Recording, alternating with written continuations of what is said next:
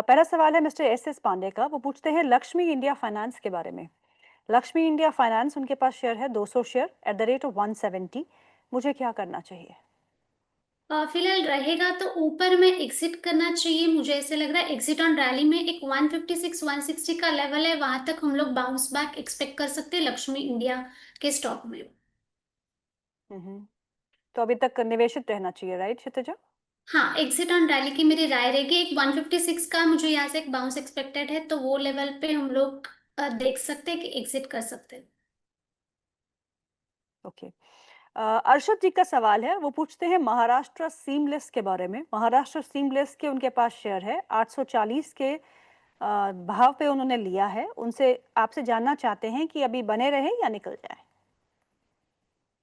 Ma'am देखे तो daily weekly और मंथली ट्रेंड देख के महाराष्ट्र सिमलेस का वो डाउन ट्रेंड ही फिलहाल दिख रहा है। मुझे यहाँ से हम हम्म। लोग देखे तो और नीचे में लेवल यहाँ से और नीचे आ सकता है। 560 के लेवल तक मुझे डाउन साइड दिख रहा है महाराष्ट्र सिमलेस में।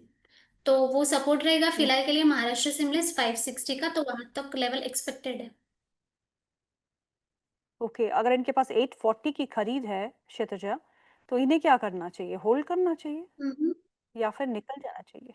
फिलहाल के लिए मुझे लग रहा है एग्जिट करने की राय रहेगी, क्योंकि यहाँ से इनकेस हम्म। 560 का जो सपोर्ट है वो ब्रीच किया तो हम लोग यहाँ से और नीचे में देख सकते हैं, क्योंकि ट्रेंड में रिवर्सल अभी भी ओके। मुझे डेली वीकली और मंथली कोई भी चार्ट में नहीं दिख रहा है। तो मेरी सलाह रहेगी कि एग्जिट करना चाहिए।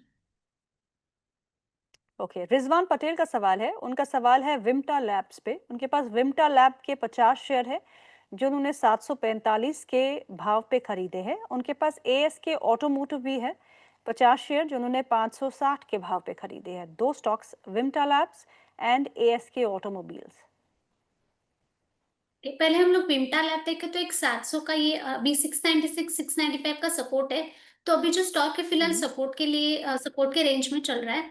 तो मुझे लग रहा है कि हम्म। यहाँ पे थोड़ा बहुत ऐड करने की मतलब रहेगी जगह, तो ऐड कर सकते हैं विम्टा लैब।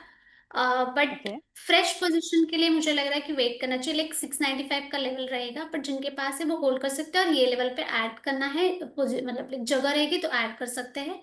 और ऊपर में देखे तो ओके। विम्टा लैब यहाँ से एक 780 का दिख रहा है कि ऊपर में एक बाउंस एक्सपेक्टेड है विम्टा लैब में। हम्म। एंड एएस के ऑटोमोबाइल, ऑटोमोटिव। हाँ, ये फिलहाल तो मुझे साइडवेज ही लग रहा है स्टॉक।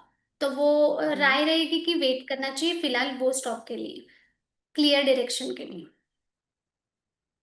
ओके, तो एएस के ऑटोमोटिव में आपको वेट करना चाहिए फॉर क्लियर डायरेक्शन। हाँ, हालांकि आपका दाम जो है बाय प्राइस इज 560 और स्टॉक जो है उस प्राइस से नीचे कामकाज कर रहा है। फॉर विम्टा लैब्स रिजवान जी, आपको इस स्टॉक को होल्ड करना चाहिए। एक अपसाइड आपको मिल सकता है। अगर आपके पास सरप्लस फंड्स है तो आप इन लेवल्स पे भी ऐड कर सकते हैं, but please do take advice from your financial adviser.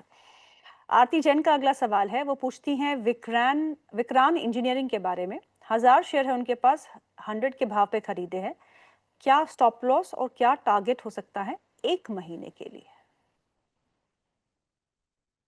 Vikrant engineering जो 95 रुपीज अभी जो स्टॉक चल रहा है, वीकली और मंथली सेटअप देखे तो अभी जस्ट न्यू लिस्टिंग है। तो डेटा के हिसाब हम्म। से देखे जाए तो यहाँ से मुझे एक 94 93 का लेवल नीचे में दिख रहा है, वहां पे एक सपोर्ट बन रहा है। तो वो लेवल अच्छा। सपोर्ट लेके चल सकते हैं नीचे के लिए 93 94 का लेवल। और फिलहाल के लिए ऊपर हम लोग देखे थे वीकली के सेटअप में देखे तो यहाँ से एक जो 100 के लेवल तक जा सकता है।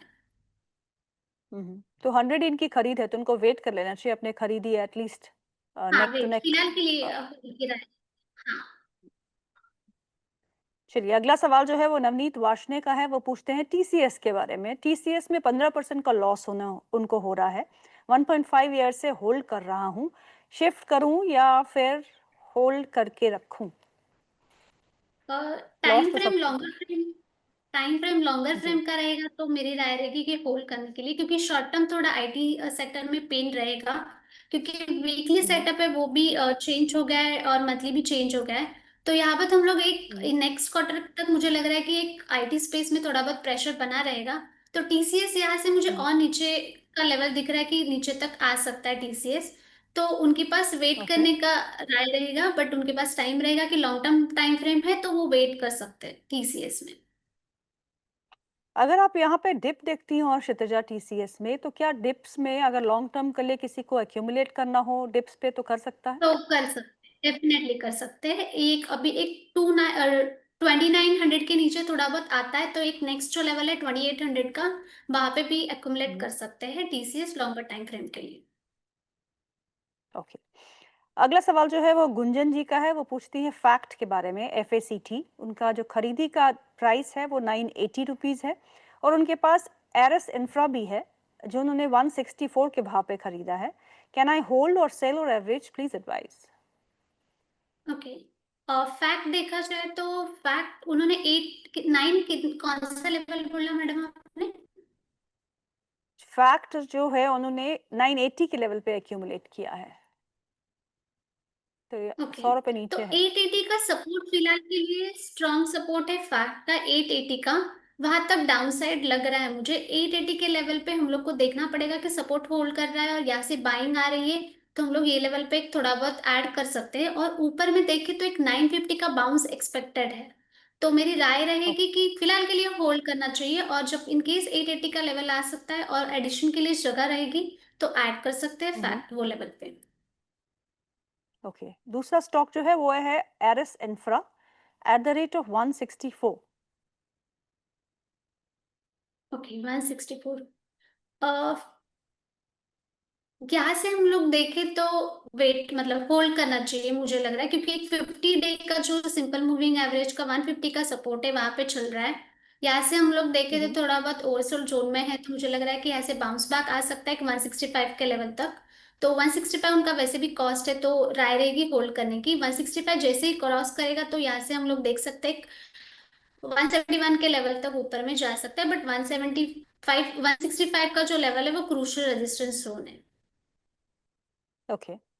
अगला सवाल जो है वो है दिलीप व्यास का। वो पूछते हैं दो स्टॉक्स के बारे में, एक shipping corporation of India SCI और दूसरा एमआईसी इलेक्ट्रॉनिक्स। वो कहते हैं कि क्या मैं शॉर्ट टर्म के लिए दोनों ही स्टॉक्स में से अगर एक खरीदना हो तो कौन सा खरीदूं? दोनों ही स्टॉक्स के बारे में बताइएगा। एससी है, और दूसरा स्टॉक कौन सा बोला मैडम आपने? अ, दूसरा स्टॉक जो एक तो SCI MIC. Shipping corporation of India, दूसरा MIC electronics.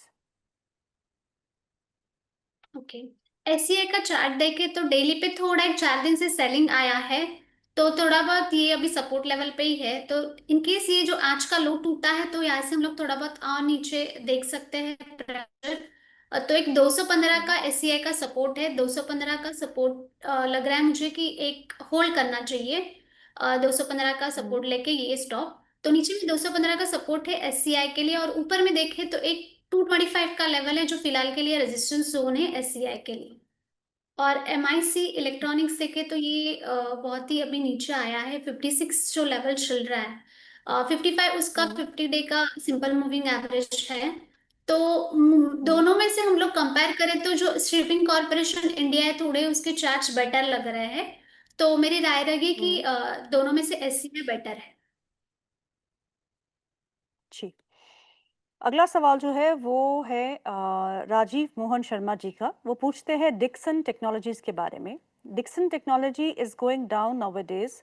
What are the lowest rates which we may consider during this fall for fresh purchases for the long term? जानना चाहते हैं कि कौन सा ऐसा सबसे नीचे वाला सपोर्ट है, स्ट्रॉन्ग सपोर्ट इस स्टॉक के लिए बन सकता है, जहां अगर किसी को खरीदना हो तो वो खरीद ले। एक 15,800 से लेके 15,700 का जो लेवल है वो एक स्ट्रॉन्ग सपोर्ट माना जा सकता है, क्योंकि जो 200 सिंपल मूविंग एवरेज का लेवल है 15,786। और लास्ट टाइम भी हम लोग हम्म। देखे तो रिसेंट जो स्विंग से बाइंग आई थी वो भी उसका भी लो अराउंड एक कुछ 15,600 का लेवल का है। तो मुझे लग रहा है कि 15,600 से लेके 15,800 का जो लेवल है वो अच्छा रहेगा बाइंग करने के लिए। वो रेंज में आप नीचे में बाई कर सकते हो लॉन्ग टर्म टाइम फ्रेम से। इस बीच मॉर्गन स्टैनले की भी एक रिपोर्ट आई है डिक्सन टेक्नोलॉजीज में, जहां उन्होंने ये कहा है कि फिस्कल 2026 यानी कि जो अभी करंट फाइनेंशियल ईयर चल रहा है वहाँ पे जो है वो डिक्सन के लिए थोड़ी दिक्कत देखते हैं फॉर द सेकेंड क्वार्टर। पहले क्वार्टर के नतीजे तो आ चुके हैं, वो जो काफ़ी ठीक ठाक रहे थे। ऑपरेशन से जो रेवेन्यू था वो 24% बढ़ा था, वो तो ठीक ठाक था, लेकिन सेकेंड क्वार्टर से उनको ज़्यादा उम्मीदें नहीं हैं। This is the fundamental story जो मैं आपके साथ शेयर कर रही हूँ। और वो they warned also on the lack of clarity on the growth acceleration for financial year 2027, यानी कि अगले साल, अगले वित्त वर्ष के लिए, यानी कि FY27 के लिए भी क्लैरिटी उन्हें नहीं मिल रही है as far as the growth, वो कितनी देखेंगे उसमें। तो उसके चलते हुए थोड़ा बहुत कॉशियस अप्रोच जो है मॉर्गन स्टैनले ने स्टॉक पे अपनाया है। उसके चलते हुए आज ये स्टॉक जो है करीबन 3% नीचे था। थोड़ी बहुत रिकवरी देखने को मिल रही है, but still it is down at a near days low. और टेक्निकल आपको क्षितिजा ने समझा ही दिया है कि आपको इन लेवल्स पे क्या करना चाहिए और कौन से लेवल्स पे आप एंट्री कर सकते हैं।